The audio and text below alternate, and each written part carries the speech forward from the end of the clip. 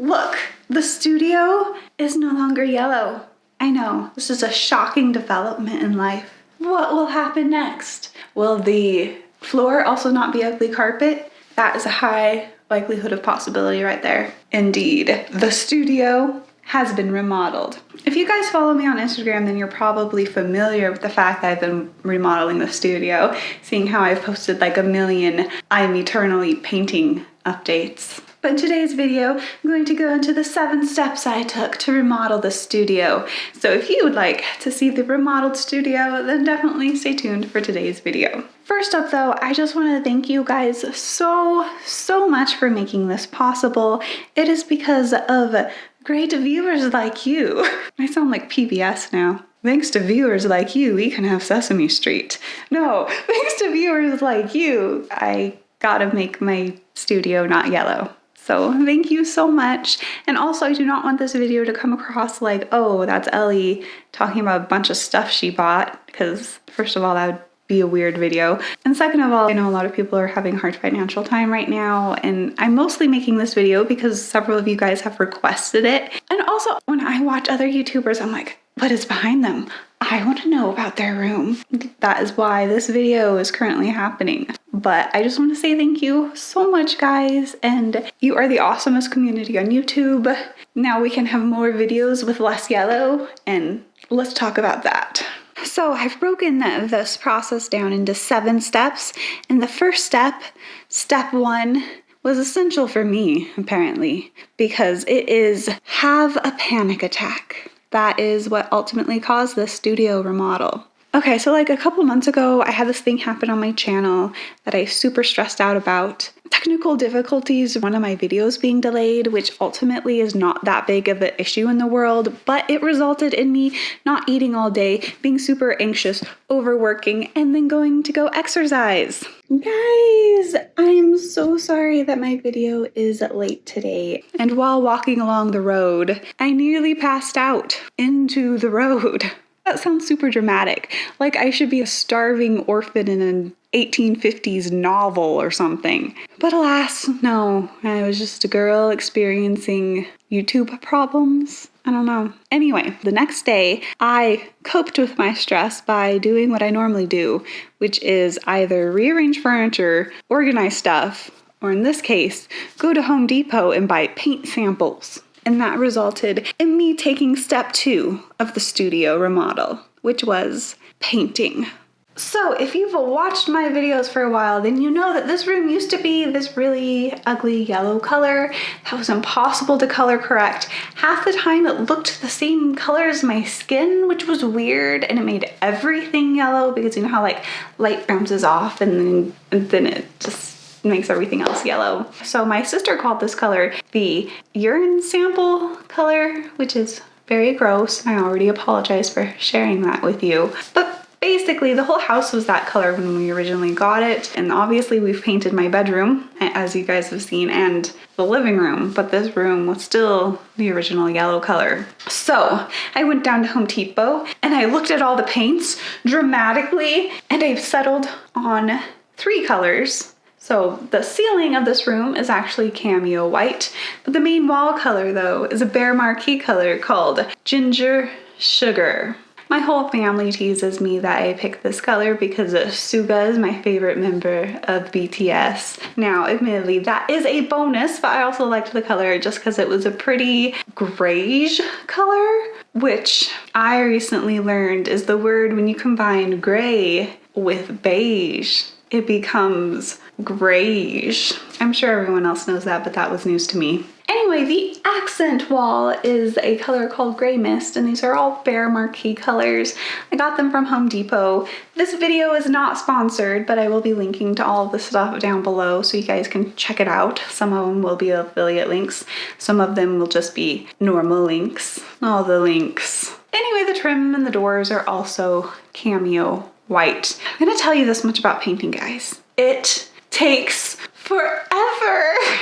It's so much work to paint. Painting, not necessarily recommended, but apparently essential. But also a huge shout out here to my mom for helping with the painting. And by helping, I mean probably doing most of it, honestly. Yeah. Now it's time for step 3, because step 1 was a panic attack. Step 2 was painting. Step 3 is the floors. Look at the floor! It's not ugly brown carpet anymore. So now it's pretty brown vinyl planks. They're just so planky and fake woodish. So, you know, carpet gets gross and full of allergens. So we replaced it with this dark vinyl planking that we've used in other rooms of the house. And by we, I mean the flooring guy came, and there's actually 3 of them. Felt bad for them because they had to tear out the ugly carpet, and then they had to install the pretty fake wood stuff.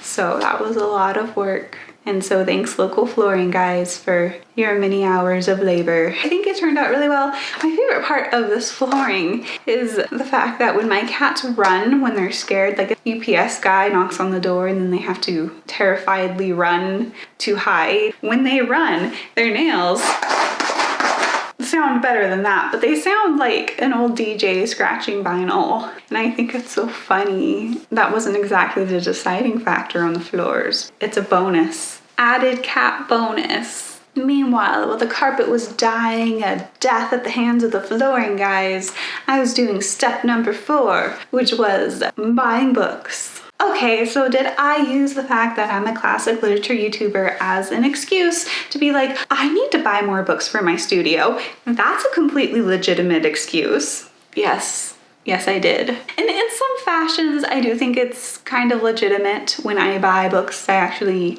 need and will use. So I bought several Oxford World Classic editions because those are my study editions. I like to always have at hand. I underline them, highlight them, write in them, put page flags in them. But I have this total confession to make to you guys. I fell into the Instagram bookstagram trap because I bought the Bronte's Penguin Clothbound Classics. I know. I feel like I need to apologize to humanity for this. I will tell you why. Okay, so first of all, these are super pretty. I'm not gonna say that they're not pretty. Like, let's see if it'll focus. Focus! See, look how pretty they are. You know, they're all great books. But like, here's Jane Eyre, and the inside is pretty. And I really do plan on doing more Bronte-based videos in this upcoming year. So for all you Bronte fans, that's coming up. I saw these and they were on sale on Black Friday and I was like, I need those. They look pretty. But then I felt bad after I bought them because I genuinely do believe that buying multiple copies of the same book simply for their aesthetics is not a great idea. I constantly see it on Instagram where people buy like 7 editions of the same book just for the different looks. I do feel like it's just fueling consumerism and materialism in the bookstagram and book community in general, and it's a waste of money, it is a waste of space, and I do not want to sound like I'm attacking anybody, and I don't want to like insult anybody that does this, but I just personally think that it's way too much consumerism, and I don't want to be a part of that. And that is generally why I don't have a lot of super fancy copies of books. And yet there is this subtle pressure in the community to buy all these fancy copies, and that is partially what is responsible for this. So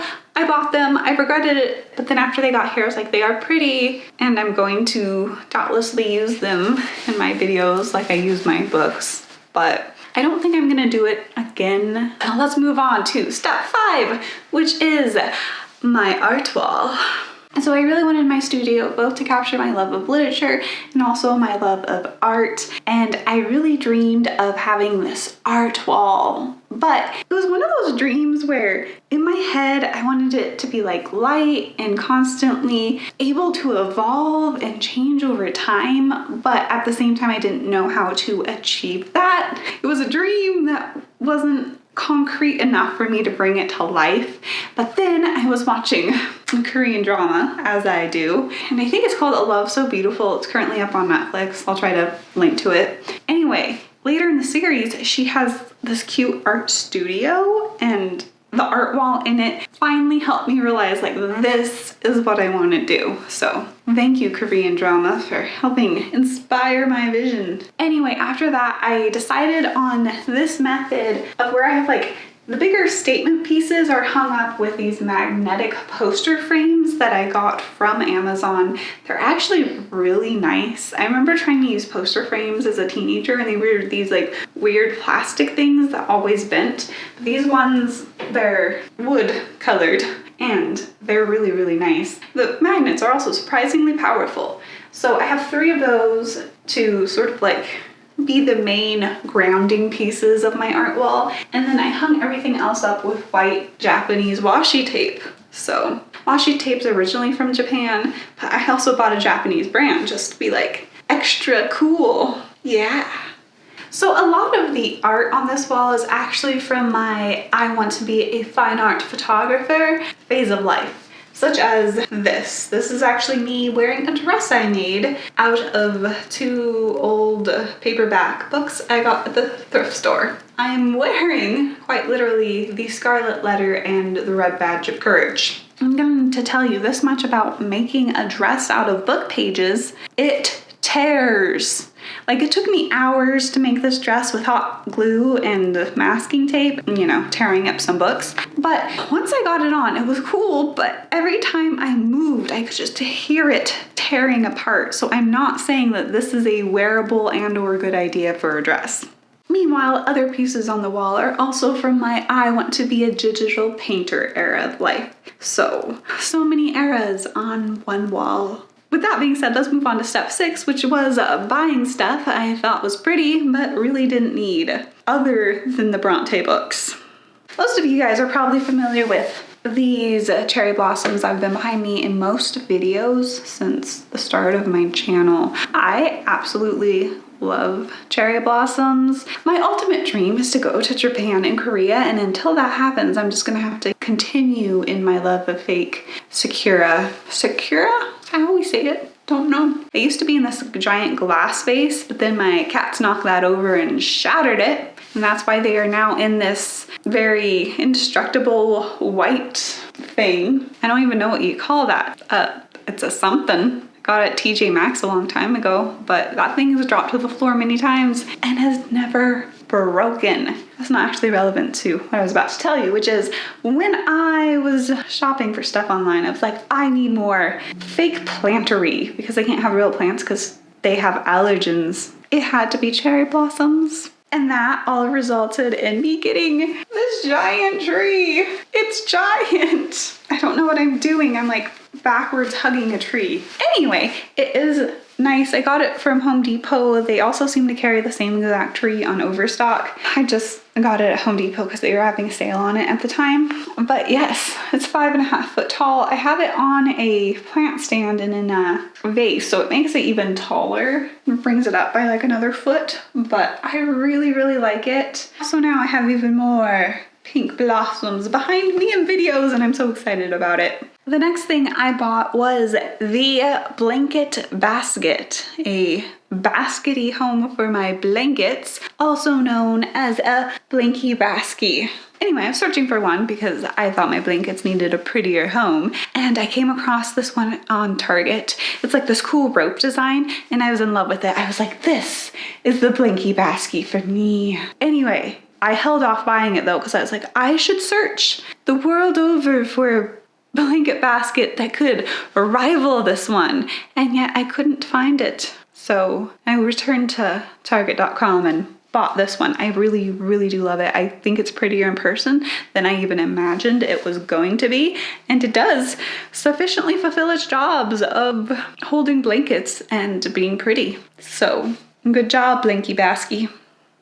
I also bought some new throw pillows to go with the overall theme of my studio, and I got some Smart Friends for Alexa because I have to spell her name, otherwise she will start speaking to me. She's been turning on and off my lights for a while, but I also put my blue air purifier on a smart plug so she can turn that on and off. And also I got a smart room heater because this room does get freezing cold at times, which is another reason I have a basket of fuzzy blankets in here. I'm trying to think if there's anything else in my studio that if you guys were watching my videos, you'd just be like, what on earth is that? Here's something. I present to you my truck from See's Candy. So again, this is not sponsored by See's. Story of this truck is years ago when our local See's Candy was having its grand opening. I went and they had this giant wheel where you could spin it and you could possibly win something, and everybody else was winning boxes of chocolates or bags of chocolates or lollipops, and I spun it and I won this. And guys, I have to say at the time I was really disappointed because I was like, I came here for the chocolate. I don't want a fake truck. But actually, now I am very thankful for the fact that I have a fake truck that looks old because it sits well on my shelf, and had I had chocolate, it would be gone already. But look, years later, I still have the See's Candy truck. So there's that. And I think the only other semi-interesting thing in here that I haven't already shown you guys is my Japanese drawing figures. These came from Japan. They were like Body-kun and Body-chan. I probably said those wrong. My anime watching is limited to Haikyuu, which I'm still very sad that they have not put out the next season of that yet. I'm a big Bokuto Yachi shipper, and I'm pretty sure I'm the only one on the planet, but I think Bokuto and Yachi are meant for each other. Anyway, these are like my drawing figures, and I think it's funny because they have two female body types. But if you are a guy, you are stuck looking like this. Also, he has a sword, which I think is funny. And they have like, I think, old school cell phones. Also, it's like you can change out their hands. Anyway, these actually do help. They are a lot better to draw with than this guy. This guy just hangs out in my studio and waves at people. That is his main job in life. Anyway, other than that, I think everything else in my studio is basic. It's like books or teacups or lamps. I know that's not exciting. Anyway, that's all the interesting stuff in my studio. It is now time for the 7th and final step of my studio remodel, which I will demonstrate for you. It's so exciting! Yes, indeed, step 7, for me at least, is to run around excitedly and be excited that a studio is done. Anyway, so I'm super happy that it's done, and I'm looking forward to shooting new videos in here. One of my upcoming videos is an assumptions about me video that I got your guys' assumptions probably like a week ago on Instagram, and I am working on that video. Don't think I read all those assumptions you guys had about me and I'm just gonna ignore them. All of these claims against me. Anyway, so that video will be coming out at some point in the near future. And if you want to go follow me on Instagram at @EllieDashie, you can. It is allowed in life. I also have to say that this step 7 of being excited is way better than step 1 of having a panic attack. Also, my name is Ellie Dashwood, and this is my channel where we talk about history and literature. If you like either of those things, please subscribe and keep having an awesome day because you are awesome. Bye! Life goes up and it goes down. I know my mom taught me that. I figured why we fool around so little, and we keep track of time, being so serious, idiots, thinking it will matter, keep me company downtown.